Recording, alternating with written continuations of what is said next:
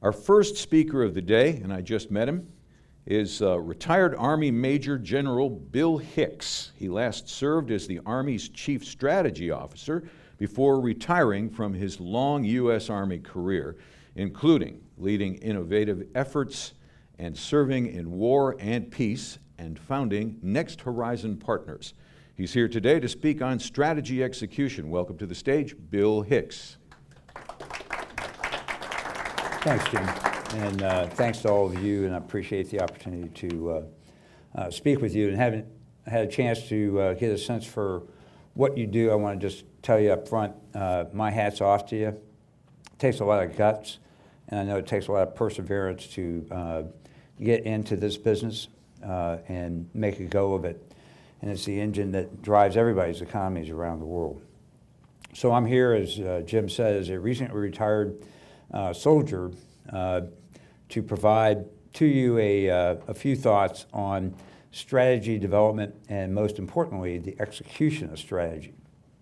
And I bring to you about 20 years of experience in that area, having in my last assignment served, as Jim says, the Chief Strategy Officer for the U.S. Army, an organization of about 1 million people with presence, as you might imagine, all around the world. So I'll just start with this thought. Vision and aspiration are the easy part. Okay, blue sky thinking is easy. The execution is hard. Sustaining that execution is even harder, and that demands that you have a methodology that's leader-centric and is based off of assessment on a continuous basis. Okay, Eric Schmidt, from Google, said in his book on how Google runs that the Chief Innovation Officer of Google has to be him. I would tell you that the Chief Strategy Officer at the end of the day has to be whoever's in charge of your company. If you're not intimately involved in that, it'll be a nice piece of paper that sits on the desk, or a vision statement in the hall for your employees, and it'll be irrelevant, and you'll be constantly having to revisit, how did I get to where I'm at, et cetera. So keep that in mind as we go through this. And large or small, you can do this. Obviously, larger companies will have people who put things together and do the work, et cetera. Whether the strategy resides in that sort of venue or in the head of the owner, at the end of the day, it's something that you have to do, okay? So, first slide here, and I'm not going to go through all these, don't worry, is a set of quotes on the issue of strategy. From the ancient Sun Tzu, right after the Five States War, which was about 1,000 years ago, up to some of the greats that are out there today, Bezos and John Hennessy, and Jack Welch. Of course, GE's not doing so well right now, but he's not at the helm right either. The point is, if strategy was easy, you wouldn't have people talking about it all the time because they're all struggling with it, all of them. And what's important here is the issue of strategy and tactics. And from my experience, I can tell you that, and certainly the last almost now 20 years of U.S. military experience in the wars that we've been in, tell you this. If you don't have a strategy, you can be operationally excellent, tactically excellent all day long, and it's not going to matter. Okay? If you have a strategy, even if you're making mistakes in the execution, in the day-to-day task execution, you have a better chance of seeing it through to the end. And I think it's important, and I recognize for some of you, you don't have this luxury, but the comments by Bezos and Gorman from Morgan Stanley, I think, are important. Now, these guys obviously are on top of very large organizations, but neither of them live in the here and now, okay? What happens on their quarterly reports and their daily returns in the stock price and their revenue, et cetera, are things that in their mind are already baked in, and they're looking forward to try to set the conditions to ensure that that continues. And even in the case of Bezos, if you go back and look at his behavior in the 90s, there was a large downturn with the crash of the internet bubble, large downturn in his stock price. And he didn't panic. A lot of people did, because his underlying performance data told him he was still on track. And so the market was reacting collectively to the collapse of a lot of his peers, but because he could see himself and he knew where he wanted to go and he understood the landscape, he was able to stay the course. Because, of course, in the 90s, he was not the richest man in the world. I guess that will change when he gets divorced. But at any rate, my point here is you have to have this, whether, again, if it's in your mind and you're constantly doing this as part of your own personal process, because you have a small company, you don't have people, the luxury of people to do this on a full-time basis. Or if you do have the luxury of people on a full-time basis, make sure you're personally involved in it so you own it. Because one thing I've learned in a career that I've actually spent some time working with cutting-edge companies along the way. I worked with iRobot before they were a company, as an example. And certainly in my own experience in the military, if you don't own it, if you can't internalize it, it probably isn't going to happen, because your organization will not own it and internalize it and be moving forward in an aligned fashion.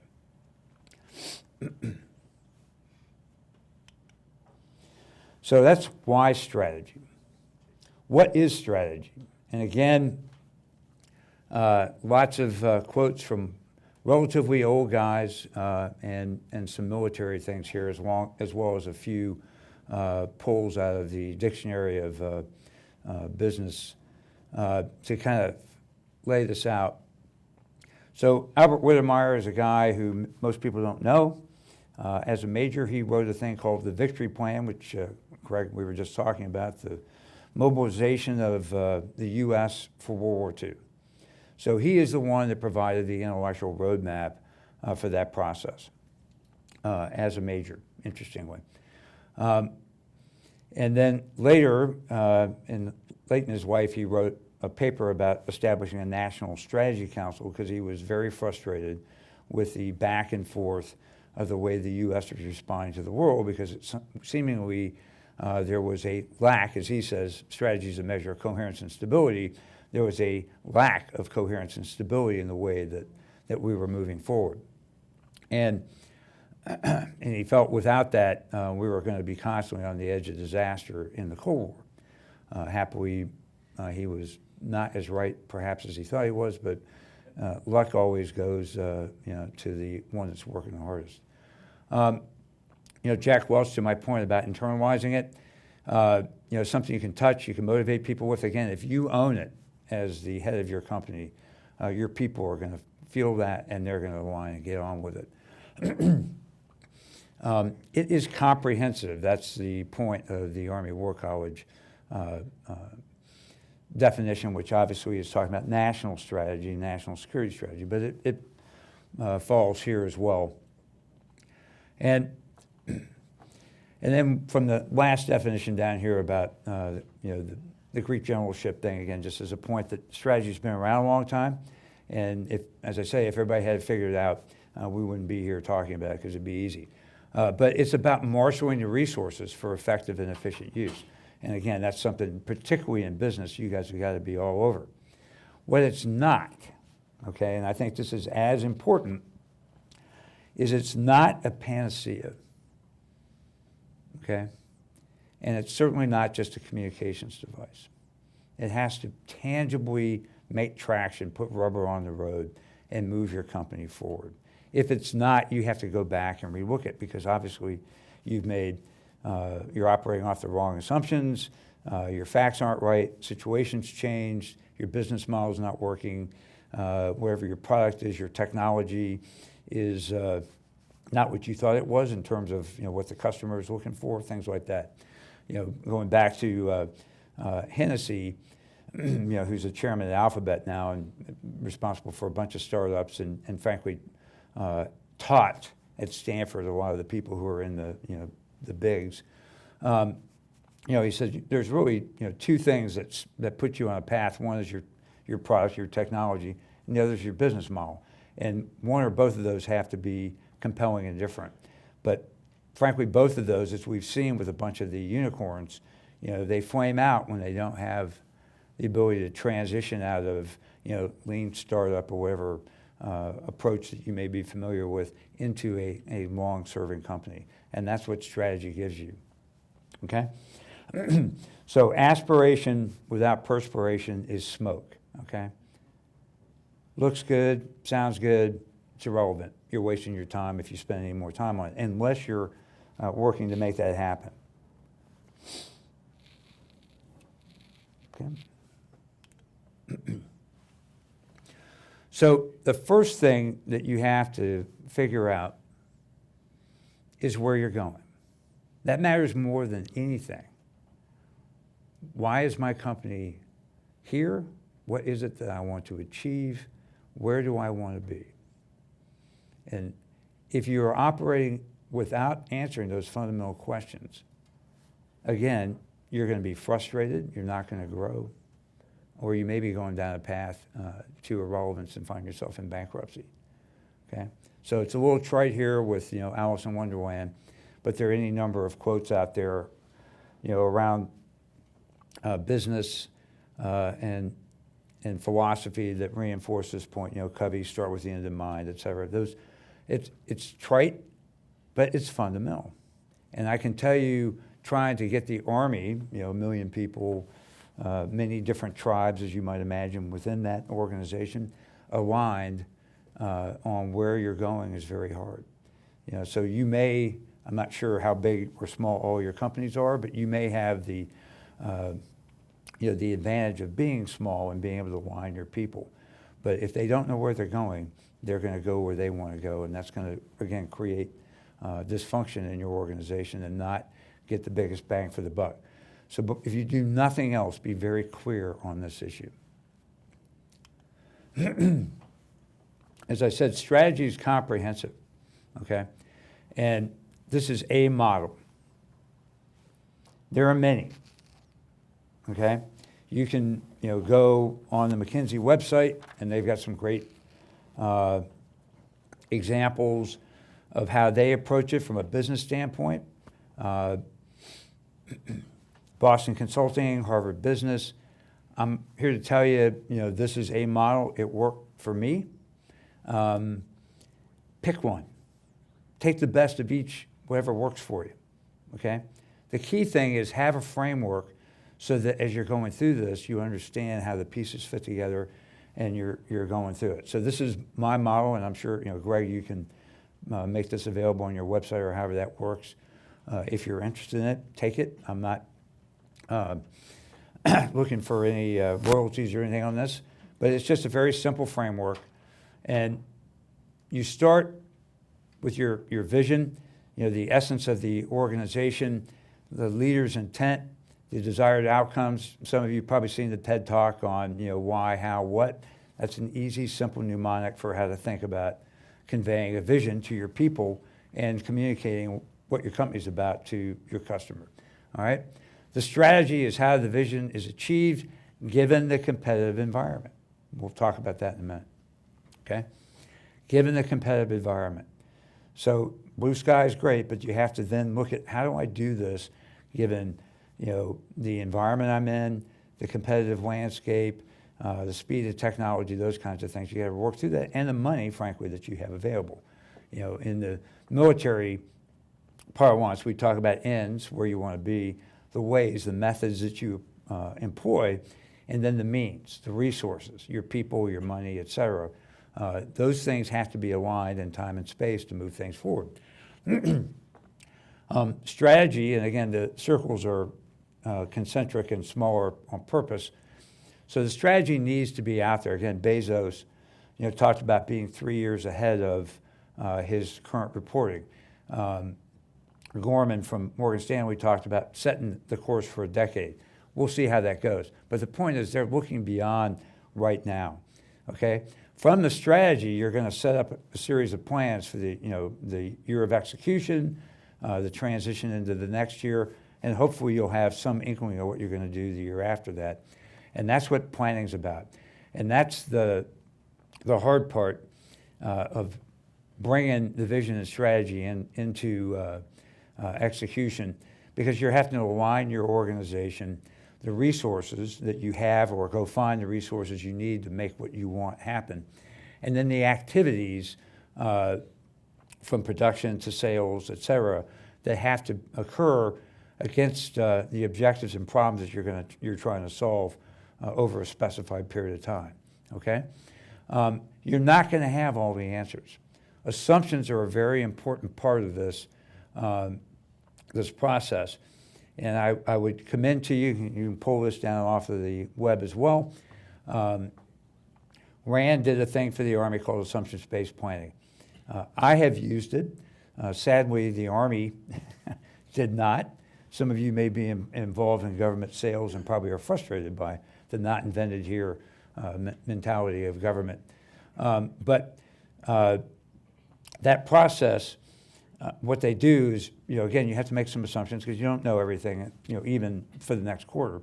You make assumptions, but those assumptions just don't sit there. You have to use those as guideposts that you check yourself on. So you make a plan, you start moving. Some of it's based on assumptions. You have to test those assumptions, and we're going to talk about assessment, that big circle there, because that's fundamental. Assessment and leadership are fundamental to making this work. So you're constantly testing those assumptions. If the assumption proves to be true, stay on path. If the assumption proves not to be true, then you better stop right there and figure out what is true and then make the adjustments, or you may wind up in a box canyon or worse for your company. And then the programming process, and that's a government term, you may use budgeting, whatever. But the point is you're aligning your priorities, and everything can't be a priority. The things that are most important that come out of the vision, strategy, planning process against resources for the coming budget period, okay? So you actually have to put money on the things that matter. And some things, frankly, may not be resourced. And there will be haves and have-nots. And that becomes a management problem for your people because everybody wants to feel loved, right? And then execution. And execution goes back to Sun Tzu's quote about tactics. Okay? That's what execution is. And so those are planned, and again, nobody's pressing it, ad hoc actions, because you're going to be reacting to increased customer demand or the fact that a competitor put something out new that you didn't anticipate. So execution is about the immediate period and moving from objective to objective along the way. All right, assessment.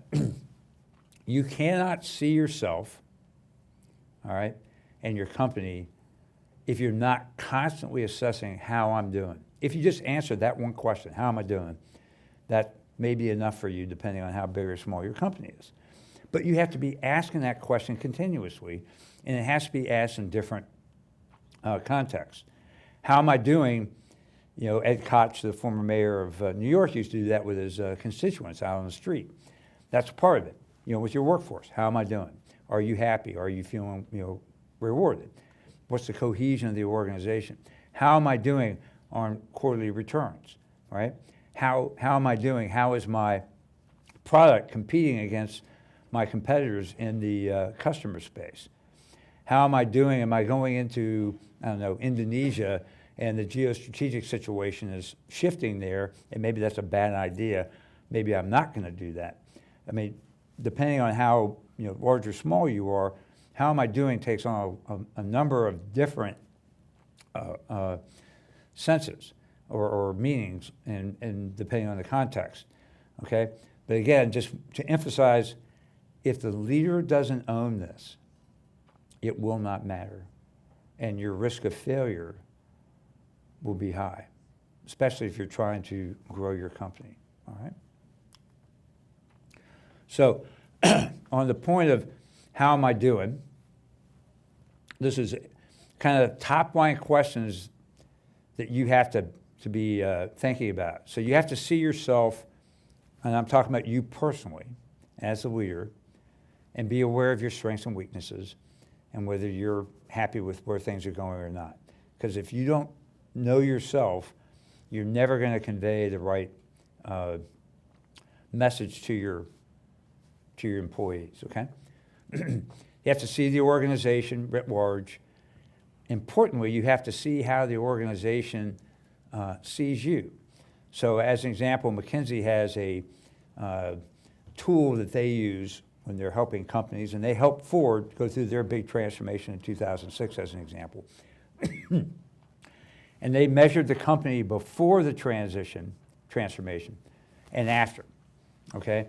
And the cohesion of the organization was fundamental to the success of what Malawi did as they went forward. So you have to understand that. And then you have to see how they see themselves. I'm watching my time. Then your competition, both ways, okay? You may have a view of them. You want to see how they view you, because that exposes opportunities for you, quite frankly.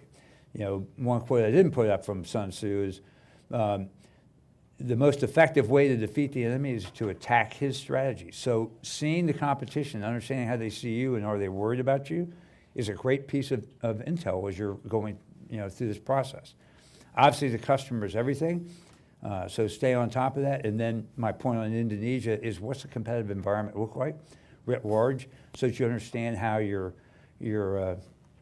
what the environment is that you're operating in as you go forward.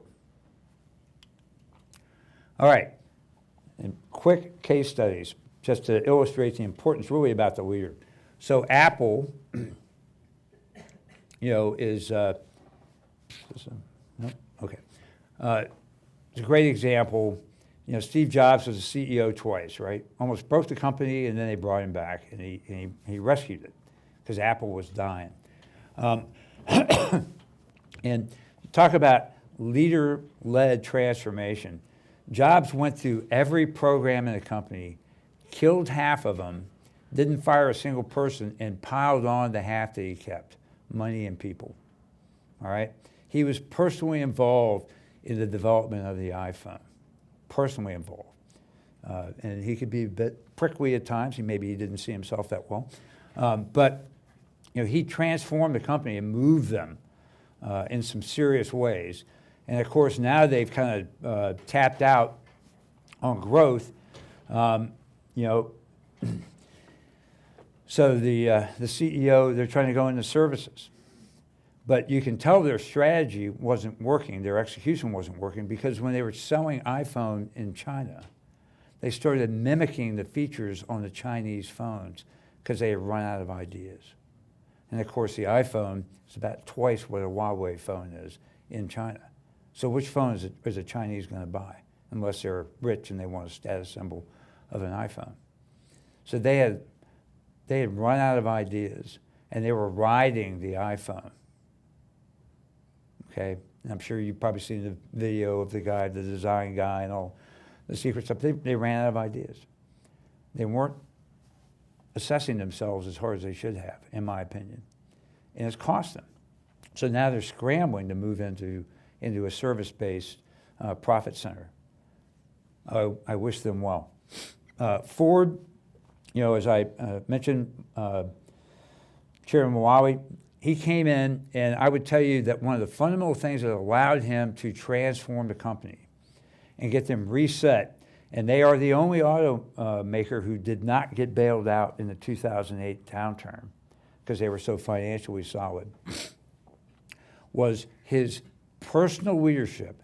Every Friday, the first 3 tiers of leadership met physically to review where the company was as they were going through this.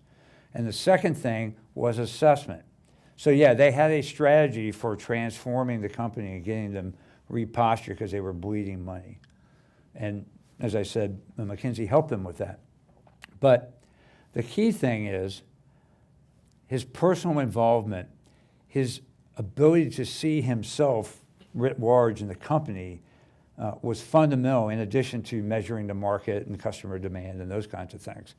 And in his personal involvement with his leadership to align the company going forward was fundamental.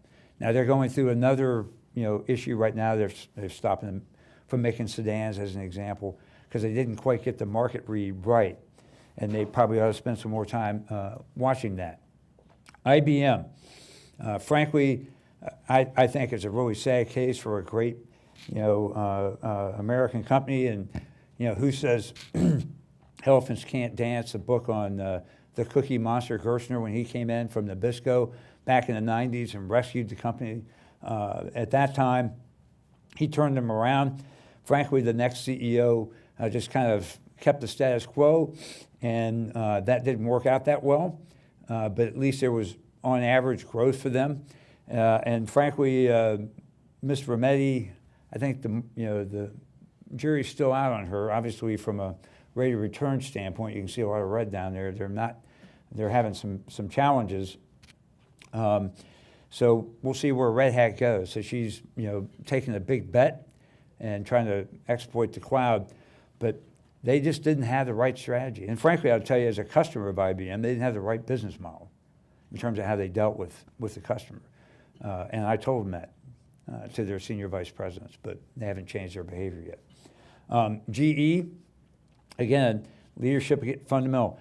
Jack Welch, when he took over the company, he made the headquarters only responsible for assessment, so that it informed him when he had a conversation with his various business sector leaders on GE. And of course, he built the house that Jack built. He built a tremendous company. IMEL, frankly, rode that until he couldn't, and he used GE Capital to kind of pad the books, quite frankly. And now we're finding that out. And they've gone through 2 CEOs in the last year. So that tells you they've got serious problems going forward. So had the wrong strategy, couldn't see themselves. I mean, we can go through that whole process, but I only have 3 minutes. And then Microsoft. Coming out of the heyday of the 90s, Ballmer rode Microsoft on the software side because that's what he knew. And did okay, but Microsoft slowly slipped down the list of big companies in terms of where they sat. But now you have Nadella, and he's moved them. They are the #2 cloud computing company in the world, right? And they're right up there with Apple and Google, et cetera, whereas they used to be an also-ran. So he's fundamentally changed that because he moved into a new area. And I think they saw that as an opportunity. I would note, I don't have Amazon up here, but none of them paid attention to Amazon. Amazon went into web services because they overbought server space, right? And usually when you're a pioneer in a new area, you get 2 years. Because his competition wasn't asking the questions of seeing their competition, Amazon, he had 7 years to establish AWS as a competitive advantage against his rivals. 7 years. So that constant assessment process is fundamental to your success. All right, don't worry, Kate, last slide. So in closing, I just want to emphasize that strategy, execution, assessment, and leadership, last 2 fundamental to making this work. And you've got to bring the company with you. That's why leadership's so important. Because if your culture's not right, great business leader Peter Drucker, culture will eat strategy for breakfast. And I don't care if you're in the private or the public sector. I have seen this happen time and time again. So your people have to be with you in this, and the best way to do that is for you to own it and for them to know it. So thank you very much.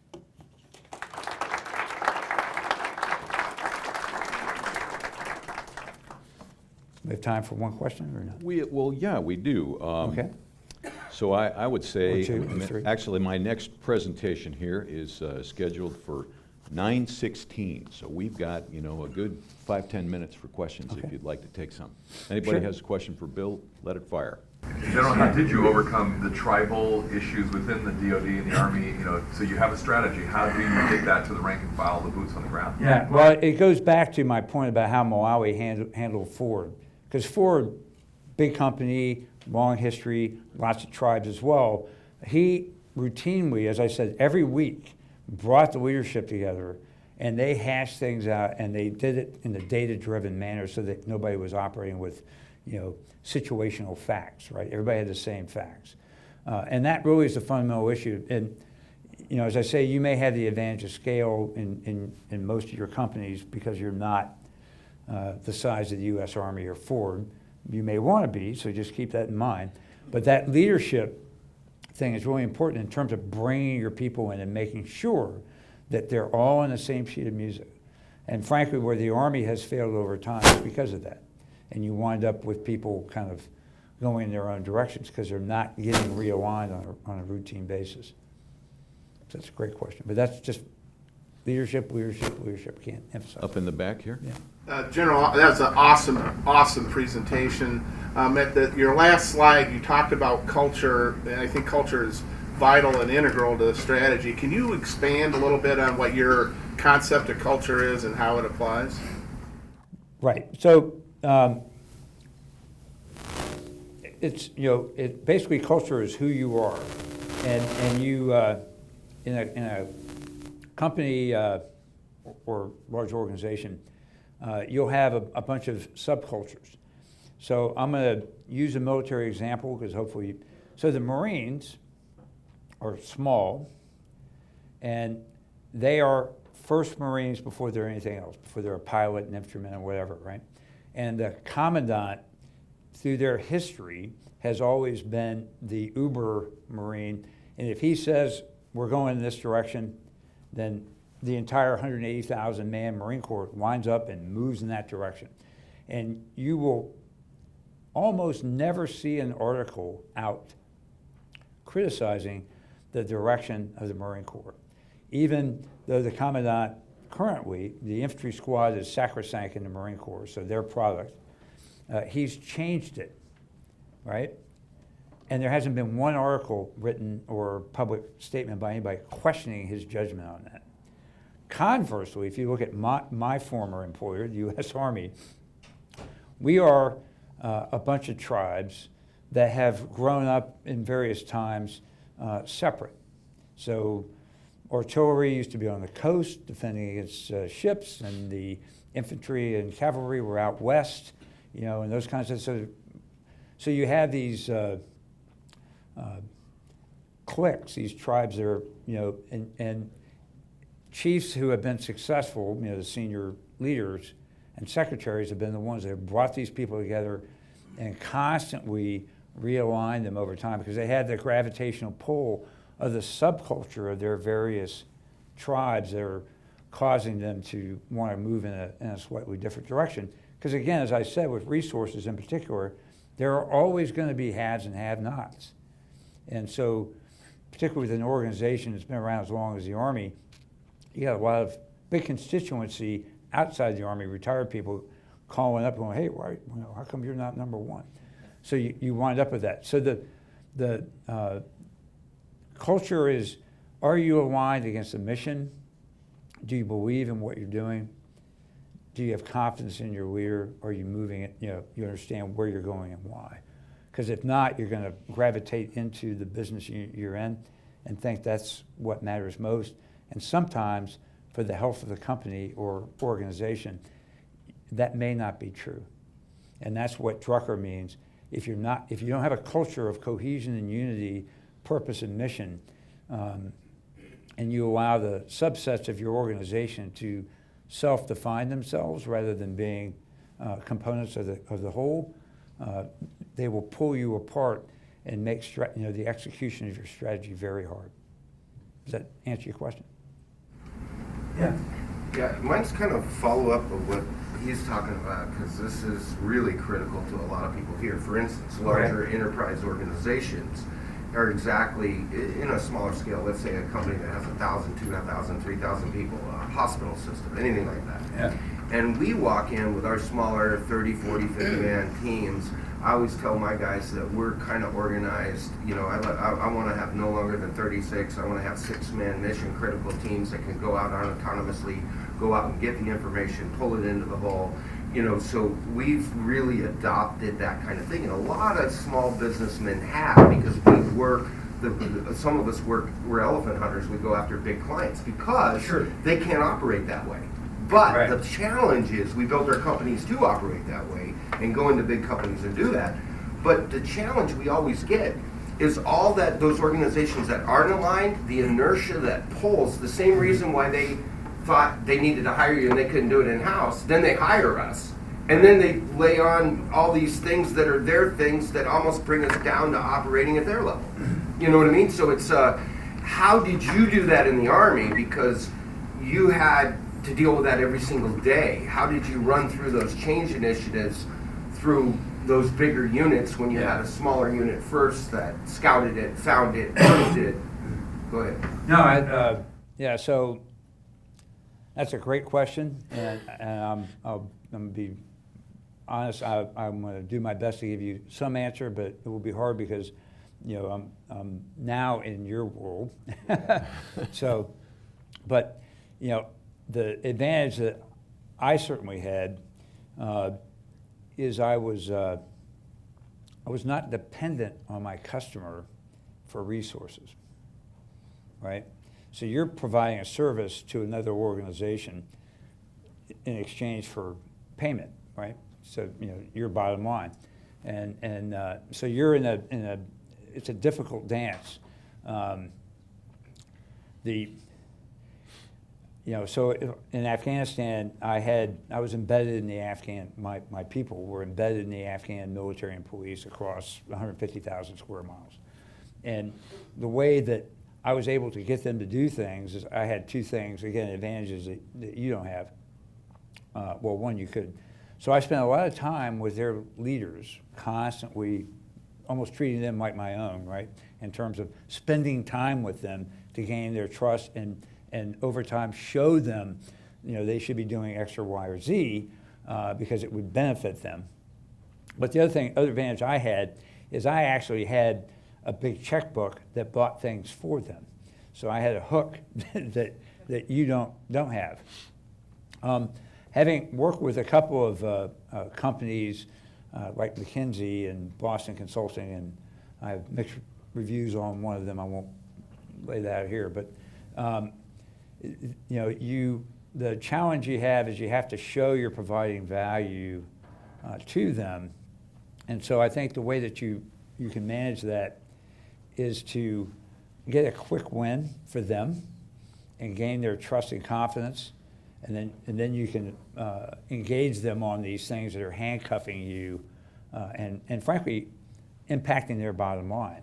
And in some cases they'll respond, other cases they won't.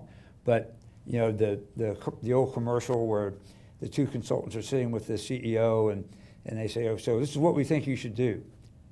And he says, great, let's go. And they say, whoa, we don't actually do anything. We just, you know, we're consultants. So my point is, if you're part of their team, okay, and you can show them there's value in breaking down some of these, you know, sources of inertia, and you're delivering for them, they may be more apt to responding, particularly if they have the trust and confidence in you because you have delivered in a way that's impacted their bottom line, improved their efficiency, up their output, reduce their costs, those kinds of things. You know, it's like a marriage, right? You have to, I mean, it really is. And, you know, your challenge is you're in A company, but you're in B company and C company. You know, you're going to do this across the board with the services that you provide. So it is a challenge I would not want to minimize. But like I say, the human element at the end of the day remains important in this process. That and return on investment. You know? Yeah. Okay. General, thank you for this fantastic presentation. I think that the case that you were illustrating about Apple is about losing value or destroying value if you're losing the focus of your strategy, right? So, but how to deal with some situations in which you are facing some complexity and real challenging situations, maybe structural changes in the industry. How to avoid to losing the focus and the strategy, especially if your strategy is not aligned to those new challenges that you're facing. Well, if your strategy is not aligned to those new challenges, then you need to change your strategy. I mean, that's just the bottom line. Yeah. Dealing with complexity, I mean, you have to make an assessment yourself whether there's value for you in your engagement, okay? Do I continue down this road or not? And I'll just use the Amazon decision in New York as a great example of this. New York's a great magnet for talent, but Bezos made a decision to cut his losses on that because the political complexities were going to bog him down for years. And so they'll go somewhere else. And they'll probably lose something in the short term, but longer term they won't be drugged down by those complexities. So you have to make some decisions along the way as well. But if the situation has changed, going back to my point about your assumptions, right? That if that assumption's blinking red, then that tells you need to reassess where you're at and your approach, whatever that may be, in terms of your product, the methodologies you're using to deal with it, how you're interfacing with your customer, whatever the factors are, and make those adjustments. And in some cases, like Microsoft, you have to shift into an entirely new area, cloud, right, to re-energize the company and move it in a new area, because the software business is important still, but for them, there's only so much innovation and return you're going to get in that space, and so they moved into a new space. And that couldn't happen with Ballmer because he was tied to old Microsoft, and he, right or wrong, he just couldn't split his brain in half and say, I got to go over here. But Nardala, who came up he's not right from the outside. He saw this advantage because that's where he was working, and he took them in a new direction when they made him the CEO. So the board made a great decision for the health of the company. You all probably, many of you don't have boards and those kinds of things, maybe advisors, but not. And so you have both the advantage and the challenge of those decisions resting on your shoulders. But that's what you have to do. And you have to see when, stop throwing good money after bad, or when you have to change, because if not, you'll be very frustrated. I guess am I getting the hook? You are. You're Okay. getting the hook. Bill, you've done a wonderful job, and thank you. I'm going to suggest we give him a round of applause. Again, appreciate it, and really kudos to what you guys do. I'm really have a lot of respect for you. Thanks.